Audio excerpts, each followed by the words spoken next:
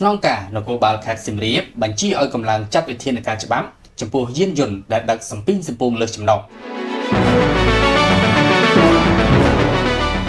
លោកហួតសុធីស្នងការនៃស្នងការដ្ឋាននគរបាលខេត្តសៀមរាបបានដាក់បទបញ្ជាដ៏តឹងរ៉ឹងដល់កងកម្លាំងផែនការការងារសម្រាប់ធ្នាប់និងកម្លាំងតាមបណ្ដាអធិការដ្ឋាននគរបាលក្រុងស្រុកទាំងអស់ត្រូវចុះអនុវត្តរឹតបន្តឹងច្បាប់ចរាចរណ៍ផ្លូវគោកត្រួតពិនិត្យយានយន្តកែច្នៃខុសលក្ខណៈបច្ចេកទេសនិងមានវិធានការចំពោះយានយន្តទាំងឡាយណាដែលដឹកសម្ភារៈសំពីងសំពងនិងការដាក់មនុស្សលើសចំណុះដែលមិនត្រឹមត្រូវតាមលក្ខណៈបច្ចេកទេសយានយន្តនិងត្រូវអនុវត្តតាមវិធានការច្បាប់ដែលបានកំណត់ការបញ្ជានេះធ្វើឡើងនៅយប់ថ្ងៃទី18ខែឧសភាឆ្នាំ